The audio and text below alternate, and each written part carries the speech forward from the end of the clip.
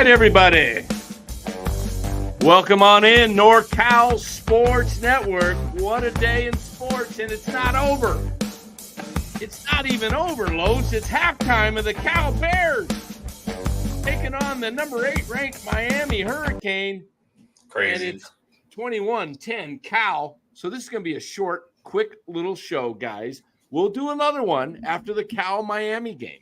But this show is brought to you by Chapman Law Group. If you need anything regarding legal matters, give Chapman Law Group a call at 415-613-9483. We thank them for their sponsorship of NorCal Sports Network. Well, everybody, Dodgers just pulled it off there. Struck out Manny Machado at the end of the game there to Padres are making a late rally. Could not get it done. But Los, I tell you, baseball, crazy day of college football, of everything today. Alabama went down in college football. Yeah, I put new batteries in my remote last night, and I needed new batteries at 8:30 tonight because I was changing the channels so damn much today. It was everything, just a lot going on. Three great baseball games, biggest game in Cal in maybe forever, prime time game day here. All the hoopla. Cal's playing very well. Man, I didn't even know who this offensive coordinator is. I was telling you guys in the group chat, I love his play calling, man. Boy, I love play calling like that to beat the blitz. So, yeah, Cal's looking real good. See if they can hold on. Yeah, they get the ball to start the second half, so it should be fun. Guys, just a recap of some of the games today. The first game was kind of ugly with Detroit getting beat up. What was it, final 7-0? 7-0. Cleveland. Cleveland. I picked the Tigers. I think Cleveland's the better team, and the only reason I picked the Tigers was Tariq Skubal. And if they can win tomorrow and get one and then go back home and somehow steal one against Cleveland and go 2-2 and then go back for game 5 in Cleveland with Skubal on the mound, that's why I picked Detroit, because Detroit doesn't hit very well. But that's why I don't like Detroit, is they don't score a lot. I can see tomorrow's game being like a 2-2 game. Skubal comes out. Detroit's bullpen gives up something, and Cleveland's bullpen is not giving up anything. No, lights out. So that's why I like Cleveland. That's why I like Cleveland coming out of the AL. Yeah. So if Cleveland wins tomorrow, I think it's done. That's it. It's over. Yeah. The two best bullpens, I think, are San Diego and Cleveland. Cleveland being the best, and San Diego. And Philadelphia has a good bullpen, but it let them down tonight. Zach Wheeler was pitching great, amazing game. He leaves the game 1-0. All of a sudden, Phillies put up 4 or 5, something like that. Go up. What was the final of the game? 5-2, 6-2, something like that. What was his pitch count out when Wheeler went out? I didn't even look. Because you know where I'm going to go with this. It's the playoffs, and we're back to 2024 baseball where starting pitchers cannot go longer than a certain amount of innings or pitches, blah, blah, blah. But it's the playoffs, man. Like, if he's dealing, I bet the Mets were like ecstatic that he came out of the game. And sure enough, bullpen came in and gave up a 5 spot in the top of the 8. Mets are hot, man. They are hot. They're feeling themselves big time. Yeah. Mets, they are feeling themselves, exactly. And then the Mets or the Yankees Royals was a good game, 1-run game. I did some looking today, Los, and I thought to myself, got some numbers right here. Okay. Ooh. Got some numbers. I took some stats, some analytics. Looked up some analytics. I was thinking to myself, why are the Royals? They don't have any. They got 1 star, right? Bobby Witt Jr. Giants don't have any stars, and we'll talk about that. I'm going to be doing a show on that about why all the teams in the playoffs have a star except really the Tigers. And I guess you could say Tariq Skubal's a star, but not an everyday player. Not an everyday player. Right. So I thought to myself, what is it with the Royals that is different with the Giants? How can the Giants win like the Royals do without really any stars? Let me tell you why. They put the ball in play. San Francisco Giants, 1,452 Ks. Strikeouts for those who don't understand what Ks are. Don't know what Ks are. Not 401k. Yeah. Kansas City, 1,161, almost 300 less strikeouts. There it is. Stolen bases, 134 for Kansas City, 68 for San Francisco. Home runs were pretty equal, 170 for KC, 177 for the Giants. So they're not a big home run hitting team. So what are they? Batting average, 248. San Francisco, 239. But let's look at batting average with runners in scoring position, shall we? San Francisco, 234. What do you think Kansas City is? 251. Try 282. Oh, wow. 48 points higher. In the playoffs because they don't put the ball in play. This is a team we've been talking about, Lowe's. Fit your players to your ballpark. It's a big ballpark. Yeah. Look at how guys in the playoffs are going the other way a lot, just slapping the ball into play.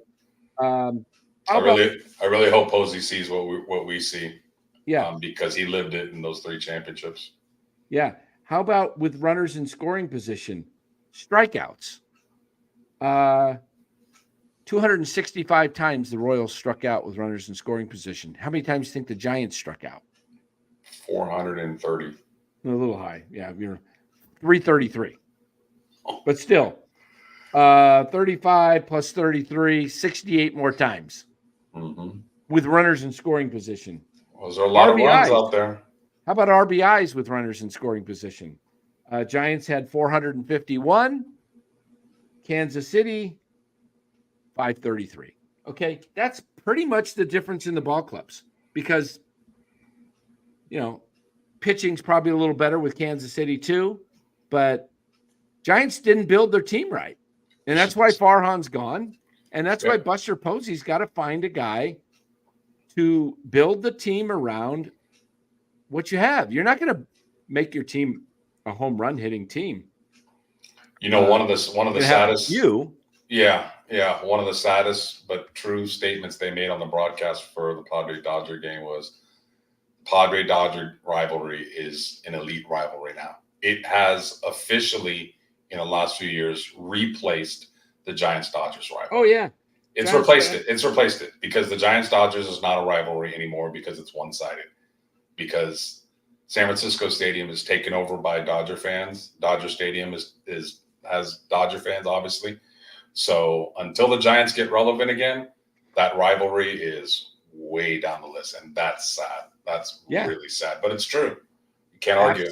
Absolutely. That is the case. Guys, we want to thank you for being here. Hey, the schedule tonight is this. We're not just a baseball channel, okay? This is a NorCal Sports Network. This is not a Giants-only channel, okay? Those that go to be Giants channel only, they, going to live and breathe with that. We're not going to do that. We've got we're called NorCal Sports Network for a reason. That's why I'm wearing a Cal hat. That's why tonight, after the Cal game, we're coming back on. Win, or lose, or draw for the Cal Bears, we're coming back on. We've got a lot to discuss. We'll be talking some Warrior basketball tonight, guys. It probably will be around 10:45. Could be as late as 11. Cal game should be over by then. But Los and I like to watch football. We don't want to be sitting here, watching when we both got big 75-inch screens. We don't want to be sitting here watching the game, on our phones and not hearing the sound and we can't get into the game and look at the replay and play it back. We got to focus. So when the second half starts to the Cal game, we're going to take a break and we'll come back. But we wanted to cover this Padre-Dodger game. Big home run by Shohei. He does it again. Jeez. 3-run homer. How did they pitch that guy? I wouldn't even give him anything to hit. I mean, he just tomahawks it out. He's like, oh my gosh, he's got is he going to go down as the best player of all time? If he keeps this up, if he does this for say he's got a 10-year deal. If he keeps this up for more than half of his contract, the first 6-7 years, yeah, it's going to be definitely an argument. I like your idea to have him as a closer and not burn him out as a starter. Oh, I would definitely make him a closer. There's no way Yeah. I would start the guy. It's too much. Not just burning him his arm out, but mentally during you have to prepare for a start like 2 days before you really several days before you start. You're getting certain types of work in each day. You have your side you pitch on the side, like generally 2 days, 3 days after you pitch. I would just make him a closer, and I would just use him in really, really high leverage situations. If you got a 3-run lead, you can find somebody else to close. If it's 2 runs or less, put Shohei on the mound. Ohtani is worth his money in LA. If he came to the Giants, not so much. He would not have a lineup around him, so his RBIs would go down and he would get pitched around a lot. I always emphasize that. Ohtani and superstar players in the game of baseball need to have guys in front of them and guys protecting them behind them. He has that in LA. He would not have had that here. So great player, but you need to have balance around you. Yeah, maybe they would be able to get it if they had it, Ohtani. Maybe they'd be able to bring. So Joe Schmo says, is Cal game going to be on again today? What do you mean again? It's on right now. It's halftime, Joe. It's on ESPN. Hiroku makes a good point. Japan advertisement has half his salary covered. Yeah, that's probably true. That's a great point. That's a great point. Yeah. Cannot argue that. Hiroku would know that. He's a man of many talents. But what do you see second half for Cal? Because they got to, if they can take the opening half kickoff and come down and punch it in, I think it'll be tough for Miami. It's tough to run the ball on Miami, but they have some holes in that secondary. And like I said, that offensive coordinator's he's locked in. He sees something because he's exploiting a lot of different matchups. I love it. I love that kind of play call. Yeah, the defensive coordinator's looking great too, man. They're sending guys. They're putting pressure. This Cam Ward, he's like considered the Heisman leader in the country for, and they're coming after him and they're containing. Ooh, if Cal holds on, can you imagine the Berkeley campus tonight? Ooh, oh my gosh. God. Oh yeah, man. my brother's down there on the sideline right now. Oh man. He must be loving that vibe. Yeah, I've got a lot of people texting me that are at the game saying it's amazing. The vibe is great. It's good to see it back. I mean, maybe the ACC will be good for Cal nationally. Cal's got leads the nation in interceptions. Their defensive backs are swarming all over. Did you see that one play where it was going to be a touchdown in the end zone and he just slapped it out? He didn't hit him with his left hand and put it around his waist and interfere. He got around him and just as soon as the ball, boom, just smacked it right out. Great. Do you have a Cal jersey in the closet? I do have a Cal shirt. Or sweatshirt somewhere. Yeah, you don't need to bring it out. Just curious. I got the colors, but not. I got the other Cal shirt. I'll have to bring that one out if they win. Postgame. They win. It was. Larry Kruger tweeted something. Sabian might be GM. We'll see. I mean, we'll get into that. We got a GM show coming tomorrow, or I don't know. We got so many shows going, guys. We got a lot going on. This is the craziest week.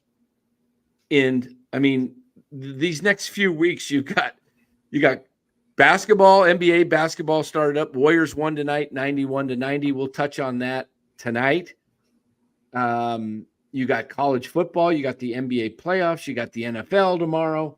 It's unbelievable how much is going on. This is probably the first, basically October. October is full of all three sports. And you got hockey too going. So you got every major sport. By late October, you're deep into the playoffs, the World Series, and then you got NFL football going middle of the season, like week 8 or 9. And then you've got regular season NBA and NHL starting up. So, are you sure you don't want to talk about Yaz and Wade later tonight, Dan? Oh, the second half is starting, guys. The kickoff is getting ready. We're getting ready to kick off.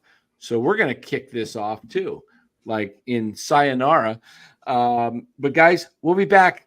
Maybe it's 9:32 right now. Second half usually goes an hour and 15 minutes, somewhere around 10:45, 11. So you sports fans, hang in there. We'll cover some more baseball too, but it's tough to get too much in a 15-minute show. We've been going 16 minutes. So guys, thanks for coming. We'll do look for a Cal post game coming tonight. Go Bears. We will also touch on Warriors and some baseball. Did you see, just in close, did you see Pat McAfee this morning game? Yeah, I saw the kid kick a 40-yard field goal, and I thought of you being a field goal kicker. Did he make it? He made it for $100,000. Oh my gosh! Yeah, and you should have seen the shoe. YouTube it. You should have seen the shoes he was wearing. I can't believe he made that with those shoes he was wearing. They were not even athletic shoes. They were. Did he kick straight or Vans. Soccer? He kicked it soccer style. Okay. It wasn't straight, but he did it on his second try. They gave him a second try.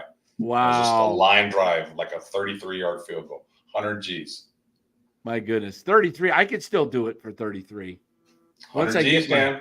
Let them know. All right, guys. Cal's got the ball.